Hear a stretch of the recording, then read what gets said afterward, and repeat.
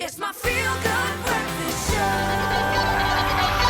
Call us on your cell phone. Culinary Hotline bling. That can only mean one thing. It means serious business when you tuned in on a Wednesday morning and it's time for the Culinary Hotline bling. Sing, sing, sing. All aboard, yes.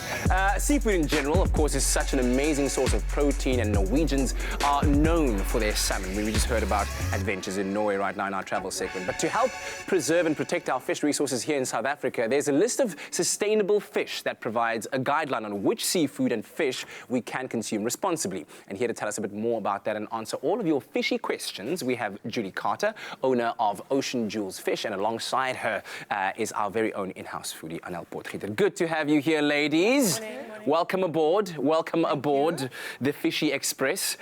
Julie, let's start off with you first. Maybe you can give us a bit of a background history on how you got into the fish industry.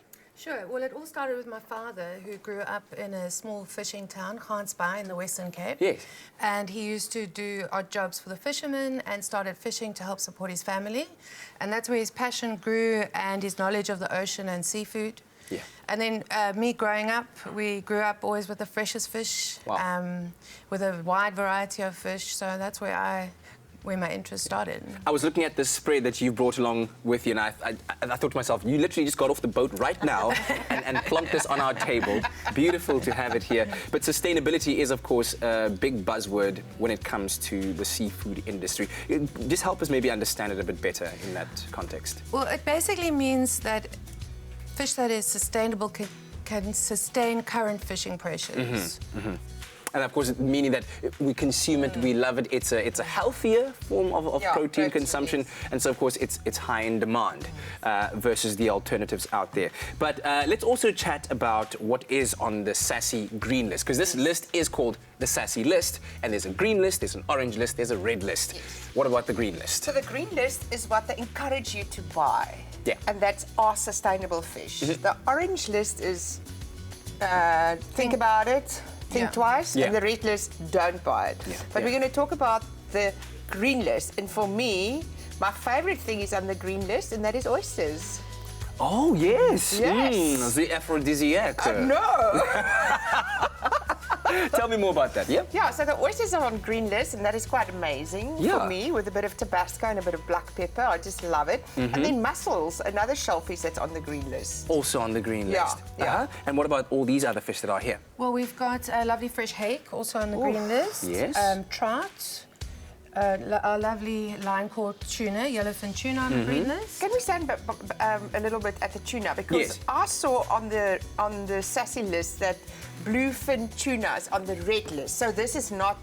No, this is yellowfin tuna. So this is Yellowfin tuna is on the green list, bluefin is not. on the red list. Yeah. So do we catch this in our waters? Yes, we do. Oh, Yeah. okay. But you must look out for line-caught tuna. Line-caught tuna is more sustainable than, let's say, long-line tuna or net tuna. Yeah.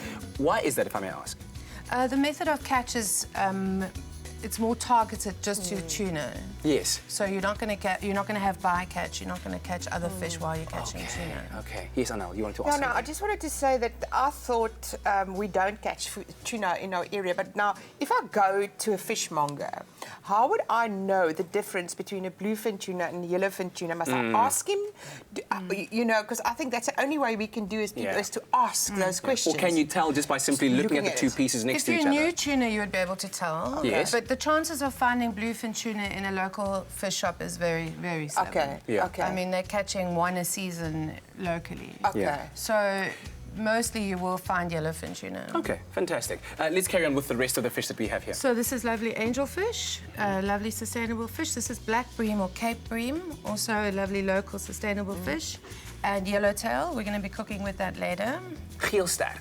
Yep. Yeah, there's a geelstaart. Is there still a geelstaart festival somewhere on the coast? I've attended I think in once before. Gansbaai somewhere, isn't it? Is it there? Somewhere, yeah, there is some- geelstaart feest. I remember singing there You once. see angelfish a lot these days, and it's really not an expensive fish. And I just love doing it on the braai or beautiful in a pan with butter and capers and lemon juice. Yes. It's such a beautiful fish. It's great that it's become popular. It was a very underrated fish, but it's great. You can see how beautiful it looks. You can serve it without the bone and the skin. Yeah. And it's delicious. What about salmon? We've got to talk about salmon. Everyone loves salmon, whether it is in the tuna, whether you love it on its own with a little bit of, you know, whatever sauces you like as well. Do we have our own salmon sauces here in South Africa, or do we import all of our salmon? We import all of our salmon. Yeah. From Norway? Yeah. Or Okay. Alaska, isn't it? That also, or is Mostly it's Norwegian salmon. it Yeah. Norwegian Yeah. salmon that we import? The other here? day I saw salmon from Lesotho at my local retailer. They were, I'm quite sure that was trout. Yeah, okay. Yeah. So there's Yeah. a different So salmon trout. sometimes we call it salmon trout because we want to sound like it's salmon, but it's actually different fish, which is this trout. So the trout got is me. much smaller than the salmon. The Yes. salmon is a big fish. So the thing is, if you can replace your salmon with trout, local trout, because we've got locally farmed trout. Eh? Good, good. But the thing is, you must change your recipe a little bit. It needs to be, you cook it a little bit for a shorter time because Yeah. it's a smaller, thinner fish, isn't it, Julie? So the flavour is similar. It's less fatty and the fillets are smaller. Okay. So just adjust your cooking time. But you can eat it raw like you eat sushi. Yes. You can make Wow. ceviche out of it. Excellent. Okay, I tell you what, we're going to take a bit of a pause right now, and we encourage you to send through your questions on our Facebook page regarding all things fish as we dive really deep into this cuisine on this Culinary Hotline. Bling! Sing, sing, Sing! It's my feel-good breakfast show. Call us on your cell phone. Culinary Hotline Bling! That can only mean one thing. Emerging from the deep beyond. Welcome back to the Culinary Hotline Bling. Sing, sing, sing. We're all about the fish this morning, and so we'd love to hear your questions. Send them through to us on Facebook. We have seafood fundi Julie Carter in studio, and of course she's joined alongside Anal Potgieter. And we earlier on spoke about the sustainable fish in South Africa that we are encouraged to consume should we want to have a fishy kind of meal, and they are on the SASSI green list. But there is a SASSI red list, a list that we should at all costs avoid, because this is not possible to farm or to fish sustainably. And so let's talk through some of the items that are on that SASSI red list, ladies. The big one is the West Coast rock lobster. Yeah. Remember that you see in Paternoster everybody walking around with lobsters? Okay, yeah. That's on the red list. So usually if you're seeing someone on the street side selling lobster, it's I usually encourage you not illegal. to do. It's illegal, yeah. Do not buy it. Do Because, I not mean, obviously buy then you're it. perpetuating the industry. Exactly. And of course, we understand people are facing hard economic times with unemployment as it is, but we also do want to protect our environment, because obviously supporting something like that damages the ecosystem, which has much further effects. Exactly. You can get a recreational license to catch the crayfish yourself. Yes. But you're not allowed to sell it. There we go. So you can Yeah. you can take crayfish out for you and your family to eat. Yeah. But it's illegal to sell. Okay, so that's one. It's called the West Coast rock lobster. It's a no-no. What other fish are on our red list? Well, unfortunately, our Cape Town favourites, kabeljau and Cape salmon, are both on the red list. Yeah. Cob, you can buy green-listed farmed cob, but the Okay. sea caught cob is on the red list. All right, so you once again would need to consult your fish shop owner to find out where Yeah. they get theirs from, right? Yeah.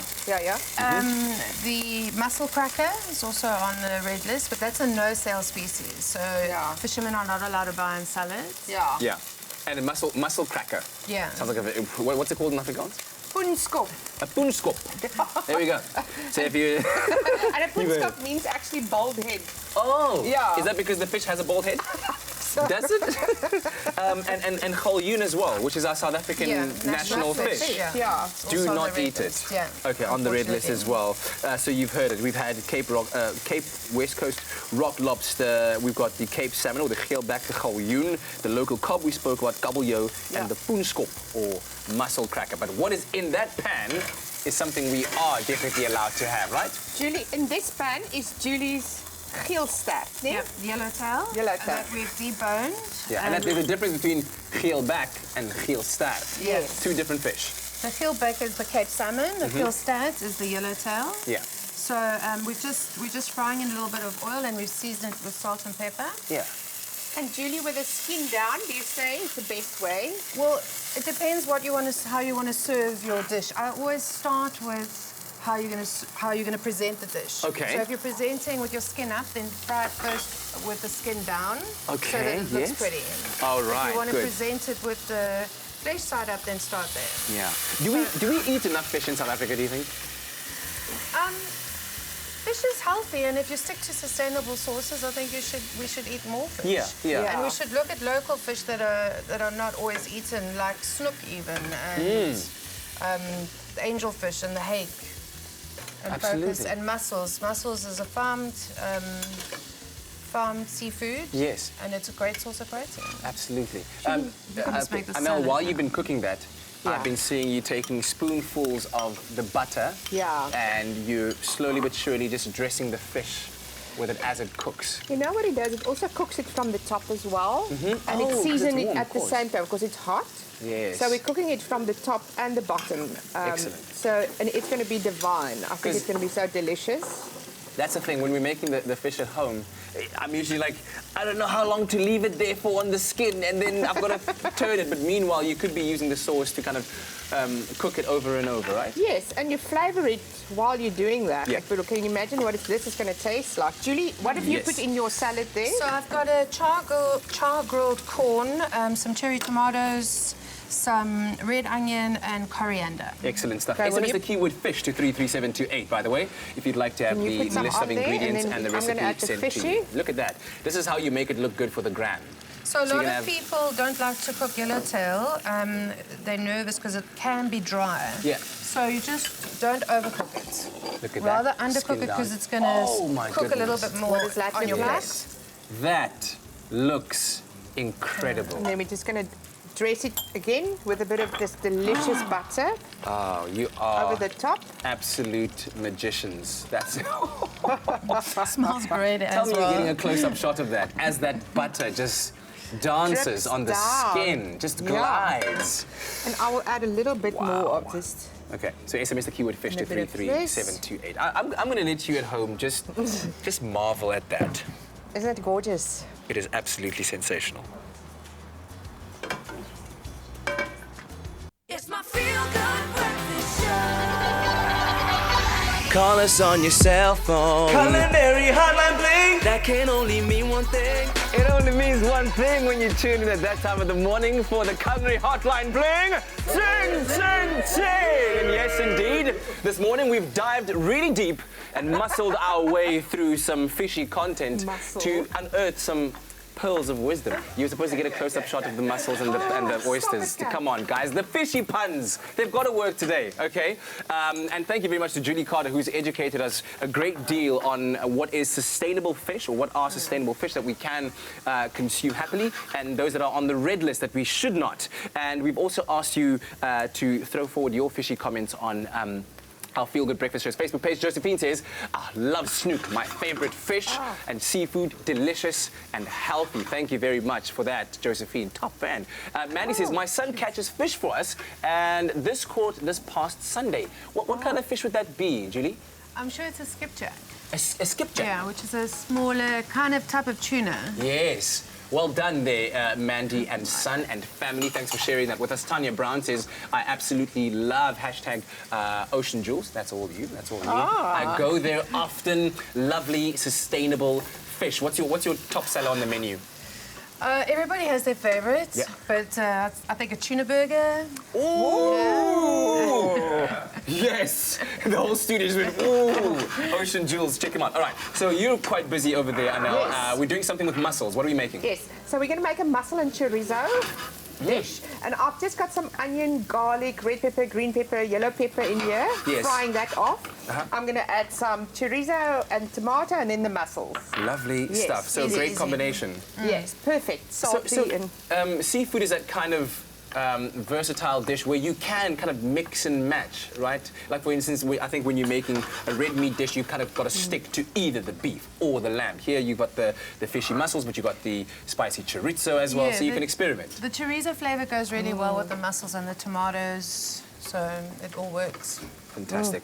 Well, you at home can SMS the keyword dish to 33728 and we'll send you a link to the recipe as well as the ingredients list so that you can make your own tomato and chorizo mussels. Looks very simple and the colors are always what fascinates me when it comes to any form of cooking, and that is, it's a beautiful rainbow. Just smelling delicious already. And you'll always impress your guests with this dish. Of course you will. Yeah. So season while you add it. And then when do you add the mussels, Anna?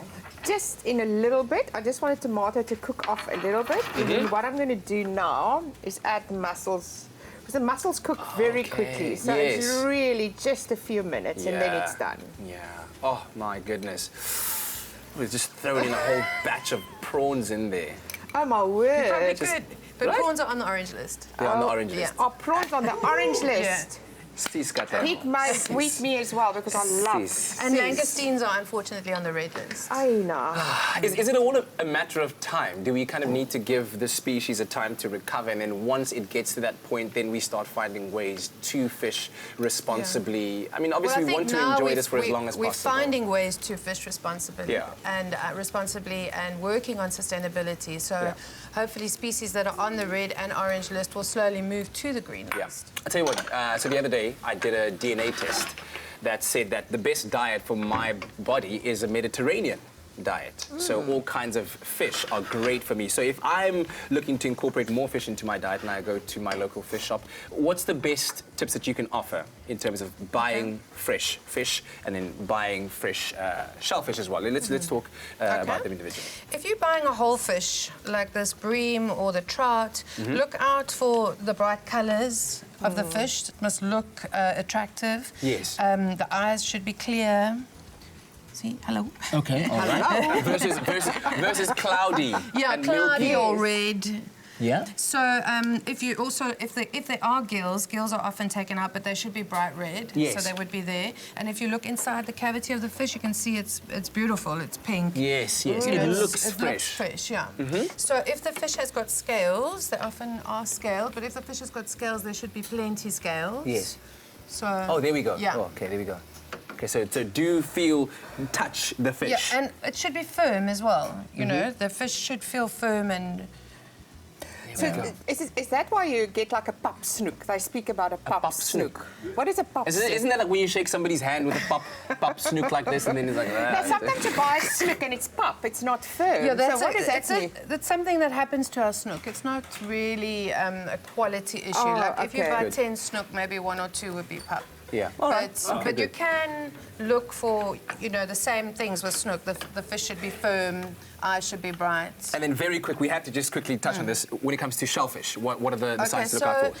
If you're buying mussels or oysters, the mussel should be tightly sealed. Yes. And it shouldn't be cracked. If there are any shells that are cracked, then discard them. Don't do it. Same with oysters. They're still alive, so the shell needs to be closed. Yes. When they start opening, then I wouldn't use them. There you go. Judy Carter, thank you very much. Cool. Anel Potgieter, thank you very much for sailing us into the Isle of Delish Fish. It's been amazing. Pleasure. And thank you very much for your comments on the Culinary Hotline. Bling! Sing, sing, sing! Aye, aye, Captain.